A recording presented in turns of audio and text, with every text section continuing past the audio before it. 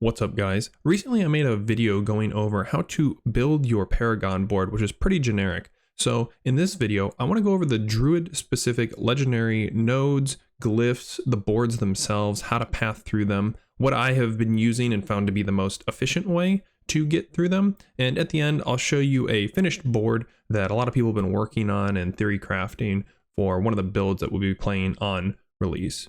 So let's get started. I wanted to start by going over the legendary nodes. You'll find one of these on each Paragon board. It'll kind of determine which board you want to work towards. Some builds can get up to 4, maybe even 5 legendary nodes, but realistically, you're probably looking at like 2 to 3 legendary nodes that really work for your build. So I think this is a good place to kind of start, get an idea what you're looking for the boards. Ancestral Guidance. After spending 75 spirit, deal 30% increased damage for 5 seconds. This is a pretty good overall node. A lot of Druid builds will be spending spirit and keep this up quite often. The amount of spirit, 75 is kind of high, but depending on your abilities, they are pretty costly. And there's a lot of mechanics later where Druids can kind of naturally get spirit back through lucky hit and capstones and things like that. So keeping this up is pretty easy, I'd say, later in the game, and is pretty solid node. Constricting Tendrils. This is a lucky hit, 15% chance to immobilize and poison enemies. The damage on this is kind of underwhelming. If you're scaling poison damage, that's much better. Generally speaking, you're probably going to use this more for the immobilize, if that's kind of enabling some sort of synergy in your build. But a 15% chance on a lucky hit is pretty low to proc it. So and it's only nature magic skills, so you can't really use it on like some werewolf or bear skills. Some you can change to like storm and earth. It's a little hit or miss. Earthen Devastation. Earth skills deal increased damage to enemies afflicted by crowd control. Pretty solid. Every earth build is pretty much crowd controlling enemies, whether it's like stun, slow, mobilize, that kind of thing. I will say though, this doesn't work on bosses since you can't crowd control bosses unless you fill up their like CC stagger bar underneath them and then knock them down. Then you can get the bonus, but a pretty solid node otherwise, I'd say, because you're going to be fighting like trash monsters most of the time.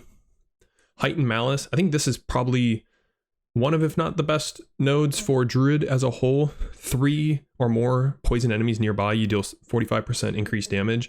Pretty easy to do on most builds as a Druid, especially because you can just put Poison Creeper into your build, which got really buffed recently. It's a huge AoE instant poison that'll poison everything around you. It can last up to 5 seconds with talent points, so extremely good. The board itself is also really good. So I'd say you're going to see this also in a lot of Druid builds probably. Inner Beast. After shapeshifting, your spirit costs are reduced by 10% for 5 seconds up to 30%. This one's okay. The board itself is also kind of underwhelming. There's not a lot of like shape-shifting back and forth. There are ways, I mean, while leveling, you definitely will be like going in and out of different forms, but late game, you kind of tend to sort of focus on one form. You can certainly do things where you're switching back and forth. I have been pretty underwhelmed by this one so far, though, I'll say that.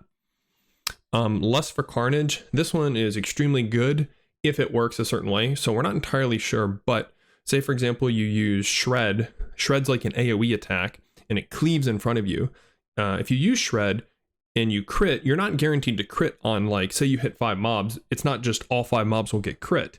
Each individual mob can get crit or not crit. So does that just mean if you attack, once, will you get 2 spirit if any of them crit?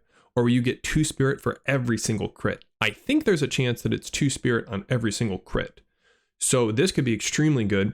If people have been looking into uniques, you can transform storm skills into werewolf skills and activate this node for them too. So things like lightning storm and tornado that hit multiple times could be extremely, extremely strong for keeping your spirit up, which is one of Druid's early game problems. Survival Instincts. When you're in werebear form, you deal 1% increased damage up to 50% for every 1% difference in current life percent. If I understand this correctly, I believe it's just sort of like kind of an execute. As the monsters lose health, you gain damage. pretty solid. I'd say it's a little awkward with like Pulverize, because generally Pulverize, I think the idea would be to walk up and one shot the monsters, you know, one big overpower slam, and this wouldn't do anything if that's the way I think it works, but I guess it does kind of help you. If they don't die in one hit, you get a nice damage buff to kind of finish them off. Lastly, Thunderstruck. Storm skills deal increased crit damage against vulnerable immobilized enemies. Just nice, solid damage boost. Keeping up vulnerable on storm skills is actually pretty easy, so the conditional itself is not a big deal. Immobilize for like lightning storm builds is not hard either.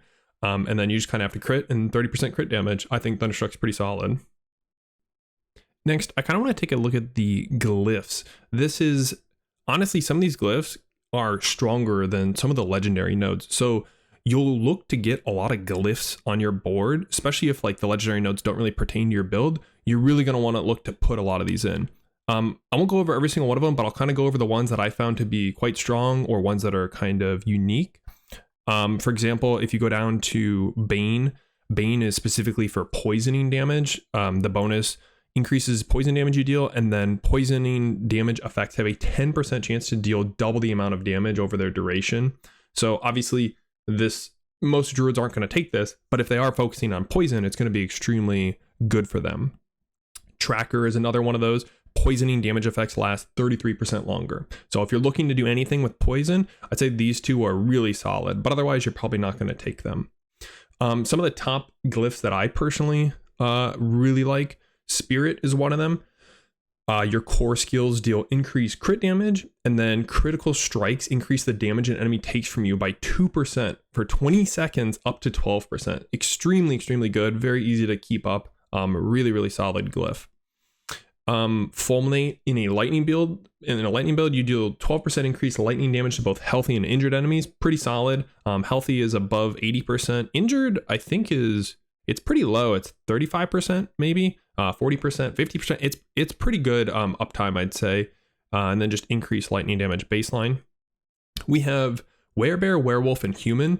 Now each of these do pretty much the same thing. They're both willpower glyphs. They give 10% damage reduction depending on the form you're in. So Werebear, Werewolf, and then Human. I think most builds are probably going to pick up one of these depending on which, form you're going to be in. Really solid damage reduction. Willpower is one of our main stats, so we definitely don't mind stacking those. I really like having at least one of these in my build depending on which form I'm in. There are some companion glyphs. Druids don't have a ton of ways to scale companions through the boards, but this is one of them. I'd say this is definitely the more underwhelming of them. Passive portion of companions skills deal 80% increased damage. The passive damage of your companions is very, very, very low. Your companions pretty much, the active ability is going to be where 95% plus the damage is going to come from. So the bonus on it though does scale companion skill damage, so you're probably going to take this anyway if you're going to play companions, most likely, but keep in mind most of the damage isn't passive. Earth and Sky is okay. It looks pretty good on paper, but there's kind of just better options in it. For example, Fang and Claw, while in Werewolf or Werebear form, close enemies take 12% increased damage for you. Really solid. And then these both have bonus to magic nodes within range, which I'll show you later, but there's a couple spots where this can really, really take advantage of hitting multiple magic nodes.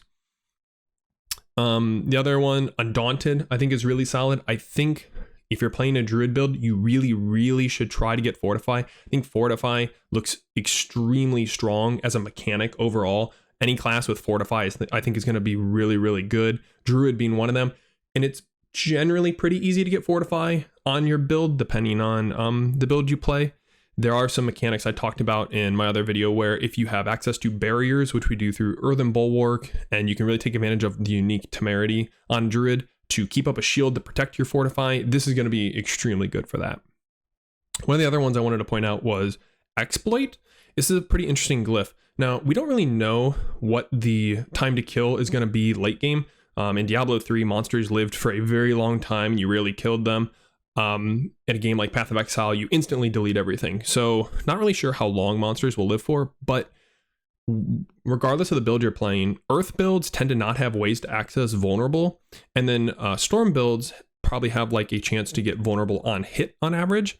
This smooths out a lot of that by instantly giving you vulnerable, accessing your huge damage increase for the first 3 seconds, which gives you time to set up your vulnerable or just completely one-shot the mob. But those, I think, are some of the top glyphs that I'm really, really looking forward to. Before we go on to the boards themselves, I wanted to show you guys this that someone made. I'll link it in the description below. Extremely useful when you start planning out your boards. Basically, glyphs can grow in size. So this 4 over here is showing the maximum level of the glyph, which I believe you get to at level 15 plus. And this shows how many attributes, willpower, dex, and intelligence will be in range of those glyphs when it's maxed out. This is really good when planning out your builds because glyphs, you can put like 5 into a glyph and it will increase the damage bonus. So this is really important. You can see over here on the right, these are the rare nodes that are within range as well. So, you know, there's nodes that give bonus to rare and magic, and generally the magic nodes are the same as like the rare nodes. I really, really recommend having this pulled up and using this for reference constantly. I always have it on my other monitor whenever I'm trying to make a build. Extremely, extremely useful. So now I kind of want to take a look at the boards themselves and show you guys what I've found to be more successful and efficient with a lot of them. I'll link this website down below along with the other one I was using, but you can actually, down here, you can click open menu and show and hide details, and this will kind of help give you an idea of how many stats you have in your build. I kind of pathed out a couple of just ways I like to path through these boards. I'm going to go over the boards I like the most. So everyone has to start in this starter board. Now, one thing when you're looking at boards is, like I showed on the stat sheet, some boards are better than others at how many stats you have. Like the starter board, you could have 70 willpower and only, I think it's like 39 dex. So obviously you'd want to choose a willpower node, right? Well, actually, if you look here, I've completed more than 25 dexterity, which is required to activate a dexterity node. And we have extremely nice pathing through while being able to get the rare nodes, some magic nodes, and being able to just kind of leave out through the top. One thing to keep in mind is just because something has more stats doesn't mean it'll help if you end up having to spend, like, you know, if you spend 1 here, suddenly you've just spent 4 points to get 3 willpower nodes. Not saying that's not the right way to do it, but keep in mind that the pathing you do is extremely important. One of the favorite trees that I have, speaking of pathing, is Heightened Malice. I think all 3 of these trees down here I kind of put together. Basically, if you see how I path, they're really good at letting you come in one side, get a glyph, be near magic and rare nodes, and then leave immediately out another side. I think this is extremely good when building boards because it allows you to kind of sneak into a board, grab a glyph, and then immediately leave without spending too many points.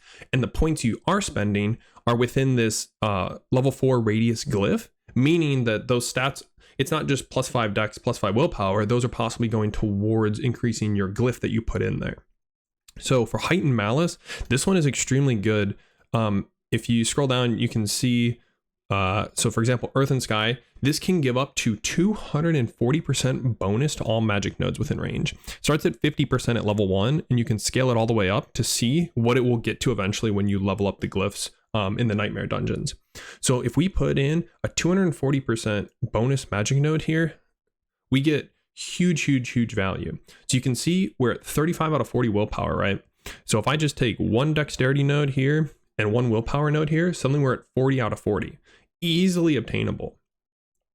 The nice thing about Heightened Malice is you can come in from one side and you basically can path all the way out through almost solely magic nodes.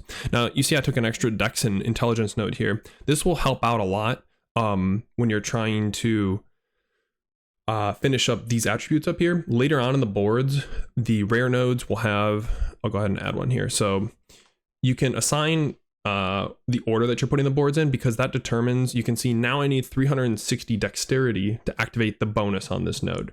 So this has been extremely good pathing. If you can get a bonus to magic node in this corner, it's very few points to get in and out. You grab all of the nodes. Damage to poison enemies, you're almost always probably going to be poisoning something depending on the build, and then damage reduction for poison enemies. These nodes are extremely good. This is probably one of my top trees for getting in and out, getting a glyph. On top of that, the Heightened Malice node, you're going to be taking this quite often. A lot of builds will actually kind of leave and then just sneak in the top here and grab Heightened Malice like this. So it's totally possible. You don't need to connect these at all. The other two boards that I found that are really solid for this are the Thunderstruck board and Constricting Tendrils board.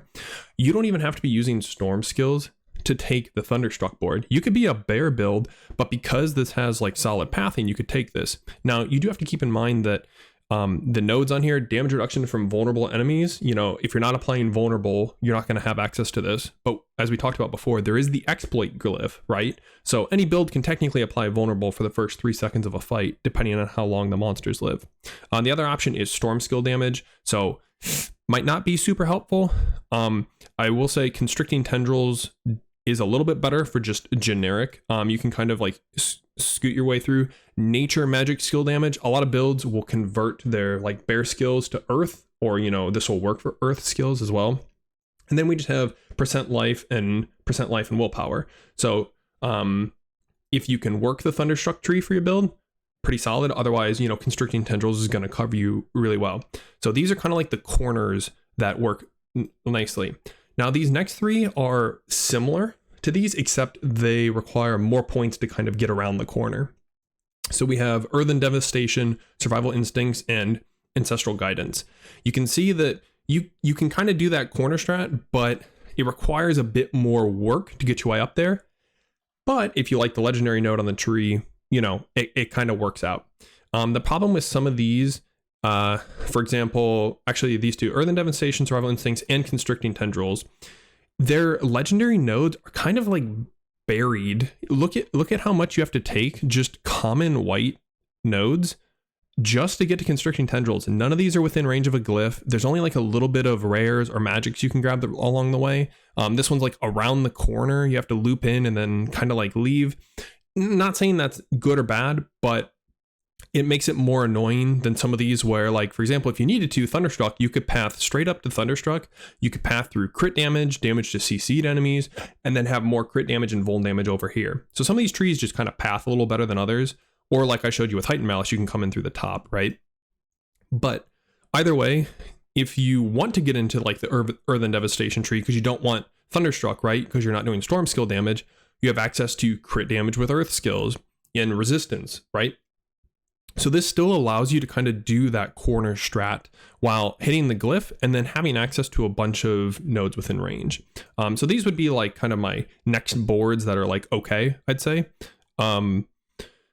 Ancestral Guidance, a lot of people won't even take this glyph down here and they'll just come into Ancestral Guidance for this corner by itself. Take some of these out real quick. So same thing we're doing here with Heightened Malice. A lot of people will do the exact same thing with Ancestral Guidance. You can path right over here, grab Ancestral Guidance, and you also path right by a 2 spirit on kill node. So if you notice you're killing mobs a lot, this is a really solid spirit regeneration. And then not even take these. The last two boards I have up here are a little different. So I'll start with Inner Beast. I personally really just dislike moving around Inner Beast. I don't like the legendary node. I don't like the pathing on it. You can kind of come up to the glyph node, and then this is one where you have to go all the way around and then kind of back out to get to the legendary node, or if you have to come around and wrap around. It feels kind of awkward. You can still do a sort of a corner strat with this one, but then you kind of got to reach. You can definitely use Inner Beast. I haven't personally really liked using it. Lust for Carnage, on the other hand, is kind of the opposite, where it feels like you're doing a lot of pathing, but it feels much more efficient for some reason. I think the main reason is because you can come up, you could go straight up the middle, and then you can you're 2 points away from Lust for Carnage, and you can immediately grab those and leave out. A lot of the times, the Lust for Carnage board is also used as a kind of 3 gate board, which is hard to come by, efficiently moving out of 3 gates. So what I mean by that is you can see how I've like pathed out of all 4 gates. You could do all 4 gates, or if you move up through 1, you'd grab the glyph, and then as you grab the rare nodes here, you're so close to being able to path out of either of these sides. You can take one of these and then just immediately move your way up, grab Lust for Carnage, grab some Werewolf here, and then move out through the top. I think Lust is extremely good because, like I said, having the access to leave out of 3 gates allows you to do some different things with your boards. as opposed to just the 2-gate corner strats. So I'm going to show you one of the kind of finished boards so you can kind of get an idea. Okay, so this is one of the finished boards that a lot of people have been kind of tweaking and working on for the Stormwolf build. Certainly not finished. A lot of the tweaks still being made, so don't, just take this for what it is. But what I wanted to show specifically was down here in the starter board, we went for the Dex route that I talked about, where it's super easy to kind of move in and move out, take a couple extra Dex nodes, and you can kind of pump up this glyph, right? I really like a Dex node in here. Next, we move on to the Heightened Malice tree, which again, I mentioned I really, really like. We have Fang and Claw here, which gives us bonus to the magic nodes. As I said, we path through a ton of magic nodes, right? And then you can see we come back into the Heightened Malice as we loop around. And the way we do that is we take 2 of the corner nodes up here. Now, you don't have to connect these because they're already connected through here. You see how we did that? We used corner here, and then we just snuck in here and grabbed Heightened Malice, which I think was really, really good. Lust for Carnage, we could put a corner node here and accomplish the same thing, right? We could wrap all the way around back to Heightened Malice without going through here. Now, why would you do that? I think a lot of people are probably wondering. The idea is, say for example, I pathed all the way up through here to get to Heightened Malice, right? Look at all these white nodes that I'm passing through. And then we have some damage to poison enemies. It's okay, not bad. All of these points that we spend pathing just to get to Heightened Malice, if we use the corner strat, we're then pathing through glyphs to get around to here. Now, obviously, it's much more points to wrap all the way around, but we're taking those points. If you just lost this board here, imagine that all these points were just here instead. That's just much less efficient because not only do we gain more magic and rare nodes this way because there's 2 next to glyphs, we gain a whole glyph, which then gains bonuses based on the white nodes we're spending there. So it just makes it extremely, extremely efficient to use these corners as often as possible, as opposed to just traveling straight across the board. Now, I say that, but you can see here, we went straight across the Thunderstruck board. Thunderstruck's a little different because on the way to Thunderstruck, you get 2 extremely good rare and magic node clusters. So again, that might be a little different depending on the board. But one thing else I wanted to point out with the Lust for Carnage board, when I was talking about the 3 gates before, the reason the 3 gates helps us is here. We talked about how sometimes you'll just come in here to get Ancestral Guidance. Look how we can come up through here into Lust, and instead of just sticking with 4 boards, we can kind of, oh, we're already here, add a little bit extra. Let's just sneak out here and grab Ancestral Guidance, right? Again, we can grab that Spirit on Kill, a little bit of Max Spirit. The rest of the nodes are kind of whatever, but Ancestral Guidance itself, I think, is extremely strong and worth spending these points just to get over here for that. So I know this is probably a little overwhelming and confusing to a lot of people. I'm hoping this will help when you're making your Druid boards, give you a little bit better idea what to look for or what is good or bad. I know I was building my boards completely wrong. There's no right way to build them, but like inefficiently when I started, and I feel like I'm getting much better at understanding how to take advantage of how the boards work. A lot of builds are looking to shoot for, I think, 4, if not at least 5 glyphs on average, and then maybe most builds will have like 2 to 3 legendary nodes. This build hits 4 legendary nodes and 5 glyphs, which I think is probably on the very high end. Druid as a class has extremely good legendary nodes and really good glyphs. I think I've heard other classes don't have very good legendary nodes, so this might be unique to Druid specifically, but we're able to do a lot with our boards. As always though, if you guys have any questions, please leave them down in the comment sections below. I love going over this stuff. I love learning. I'm still learning a ton of stuff. I don't know everything. It's been really, really fun. I'm really looking forward to release, and yeah, until next time, I'll see you guys later.